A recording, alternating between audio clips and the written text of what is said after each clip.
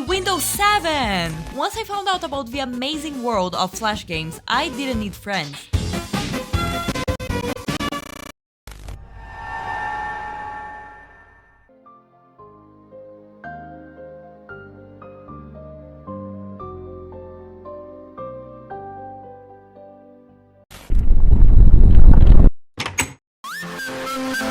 Caixa postal que eu sempre esqueço de divulgar. Camisetas do canal. I want you to picture the following situations. You know what? Never mind, I'm just gonna do it myself. Little me, tiny me, going through probably the greatest years of my life. Waking up at 9 AM to my father cursing in anger as he played FIFA, he would realize I was awake and make me some Nescau in a Monica's Gang plastic cup. Anyway, I would proceed to watch cartoons, peacefully play with the third generation of My Little Pony, and use all of my brain cells to operate that complex machine in my brother's room. An HP laptop. Just the most technological device I have ever laid eyes on. I mean, back in the day, of course. But yeah, a fucking HP laptop with the great Windows 7, and you were probably hoping for something like Windows XP, but by the time we had that, I was younger, dumber, and not allowed to even get near the PC we had at home. But yay, Windows 7! Now, how would 6-year-old me enjoy the endless opportunities this machine could offer?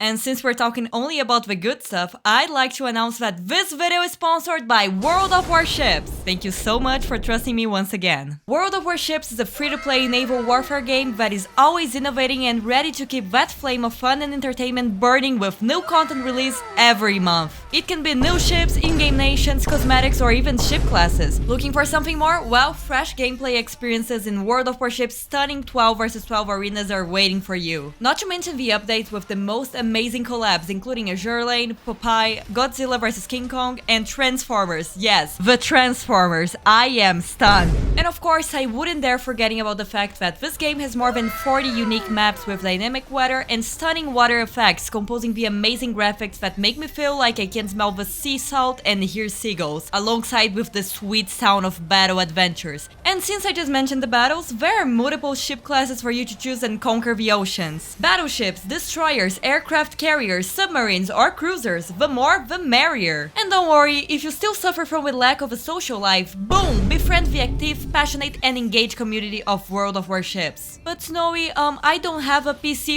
My bro, this game is waiting for you on PC, Xbox, PlayStation, or even your phone. There are no excuses. Download World of Warships by clicking on the first link in the description and use the following code to receive a huge starter pack. A free ship, I love free stuff, 300 doubloons, 1 million credits, 7 days of premium account, 1 ship, 3 Santa's gift containers, the New Year Constellation flag, and 10 New Year sky camouflages. Damn, I hope Santa Claus will be as generous as World of Warships this year. World of Warships! Download it now.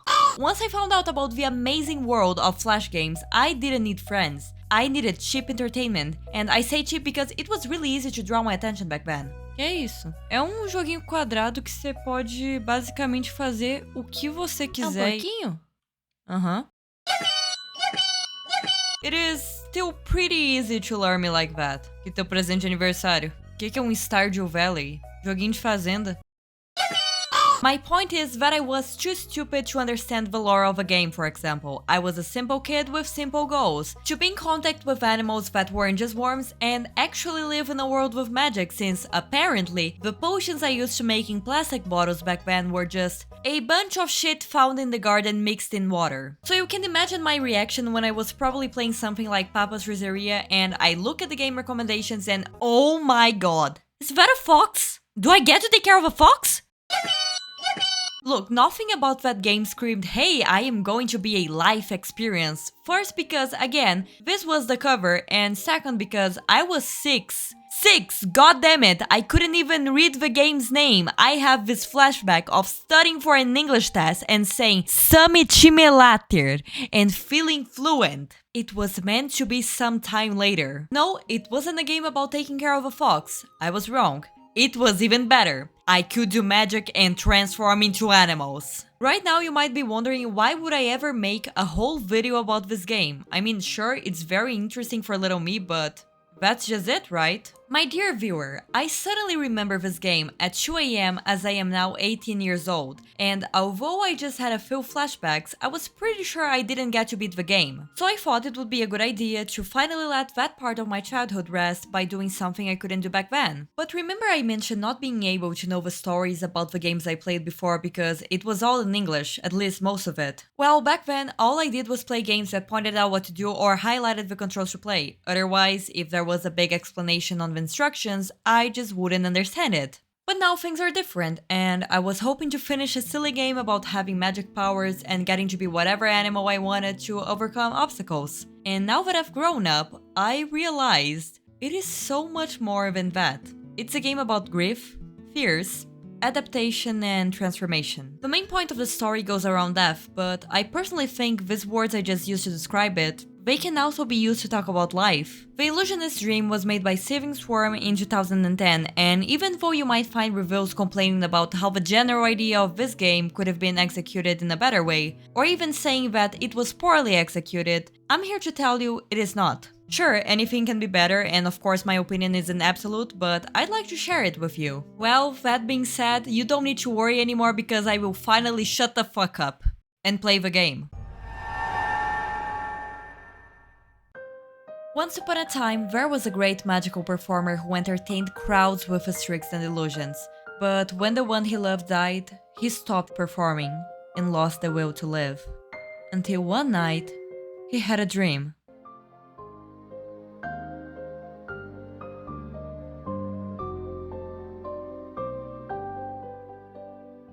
After being introduced to our character story, we meet the Illusionist himself, who has appeared in a forest surrounded by trees, grass, mushrooms, rocks, the cliff that separates different realities, frog, butterfly, materialized supernatural voice that guides us. You know, the average forest stuff. And this one actually has an explanation, but we'll get to it. Usually to proceed in a story, we gotta walk to the right, which is why I did the exact opposite, just so I could show you the guide, well, guiding us. And simply denying me freedom of movement. Amen. By walking forward, the voice teaches us that we can take the form of an animal, by abducting and shoving it in our hat, just so they disappear from this existential plane, probably left to die in the dark pits of the nothingness that hangs in that cliff. Now back to what is lore accurate, we learn more about what we can do in this dream and what to do in order to keep going. The basics are, we can transform into animals and get back to being a human whenever we want to. And to get to the next part of his dream world, we need to collect keys that will open doors, allowing us to advance. But sometimes we'll face obstacles that we can only overcome by adapting ourselves to the situation, which means transforming.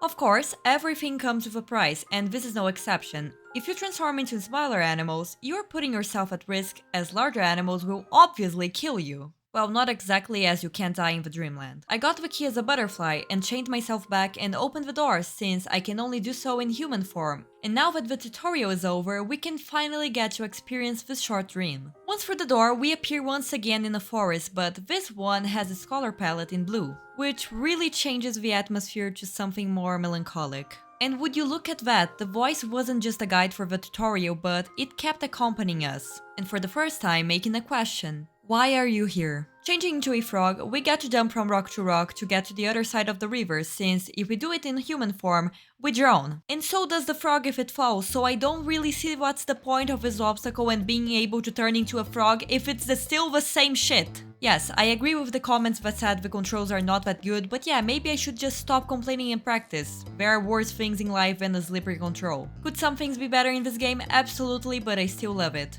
Otherwise, I wouldn't even be making this video. Also, so what if the frog drowns in half a second? It's a fucking dream, it doesn't need to make sense. Turned into a butterfly, got key with style. Turned into a frog, almost died. Boom, I am still standing, baby. Still in a forest, but again, a bit different. Tones of orange and green take the ambient alongside with some flowers. And as we walk, the voice once again talks to us, saying that the illusionist of all beings should know that death is just transformation. It still guides us like in the beginning, but now it also tries to lead us to think about our current situation. Because remember, the illusionist stopped performing after his loved one died, going through a deep state of grief. Well, as a bunny, I carefully passed by 2 foxes, changing back and going after the key for the next level. And this fucker showed up! But it's fine, I got it the second time, and for some reason I went there for a third time, probably trying to prove something to myself, like that I wasn't that stupid, but I am. Again, still in the forest, but covered in snow, and being taught that we can duck as we turn into this animal that honestly, I don't know if it's a beaver or whatever, so I'm just gonna call it the weird squirrel.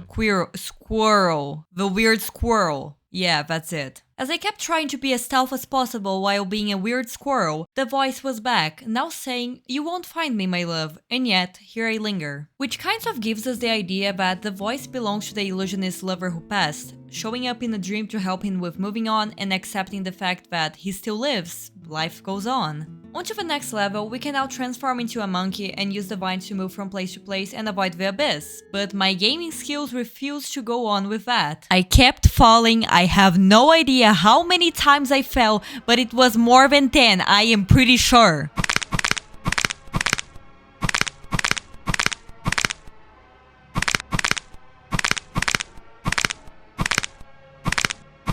After paying for all of my sins, I am rewarded by the lover saying, "I will always be with you," which originally I would make some cheesy commentary about how that is cute, but after this experience, my heart is filled with rage and sorrow because the lover either refused to help me or they have no power to shape reality whatsoever and had to witness the worst parkour ever. Well, the lover keeps talking, saying that although they will always be with us, for their presence to be appreciated, the illusionist must let them go. Which just makes total perfect sense. If you keep living attached to something that isn't there anymore, something that you just can't change, if you live your life using every single moment to think about how things could have been different so you wouldn't be feeling down right now, nothing will be different. Because you will be so busy looking to the past that you will always have your back turned to the future. You won't notice when good things happen, and you won't be able to bring yourself to make things happen. Missing something shouldn't be an obstacle but a source of strength in a way. So if you're being consumed by this attachment to a point that you can't even do what you love anymore, and when you finally do it, it's because it's a life or death situation,